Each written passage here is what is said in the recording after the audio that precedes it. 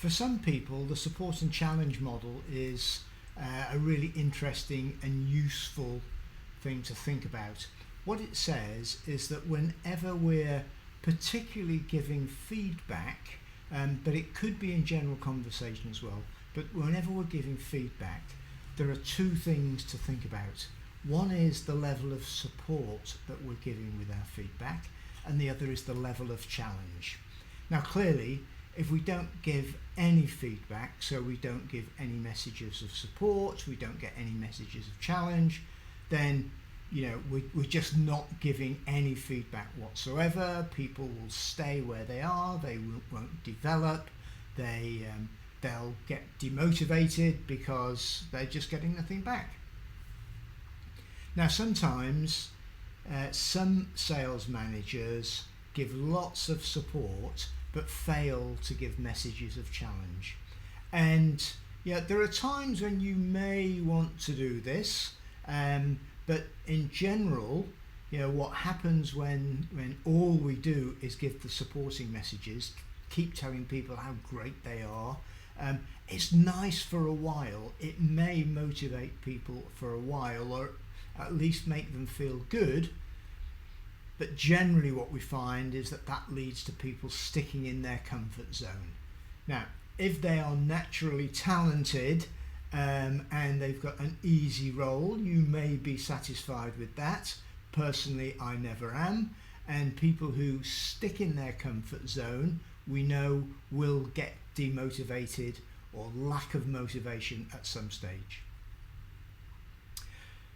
The other dimension is challenge, and there are old school stereotypical sales managers who all they do is give the challenging messages without any support. So this is just hitting people over the head, metaphorically that is, but hitting people over the head with all the things they're doing which are not, in the manager's eyes, perfect.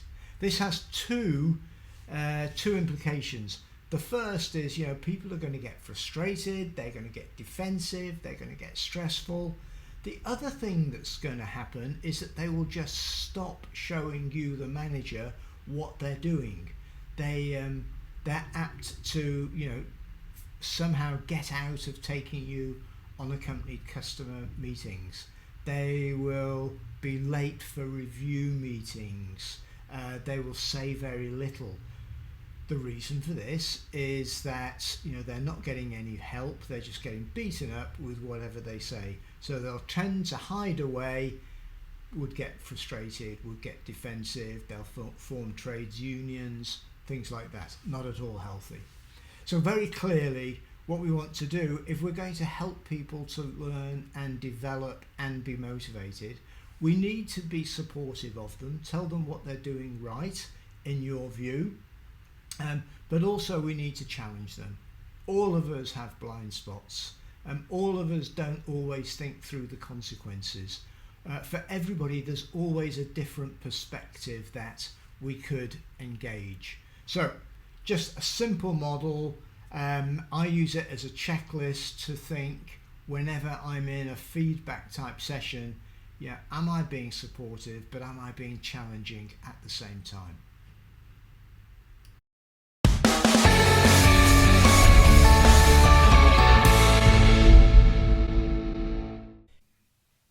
We hope that you've enjoyed this tutorial and found it useful in developing your sales management skills.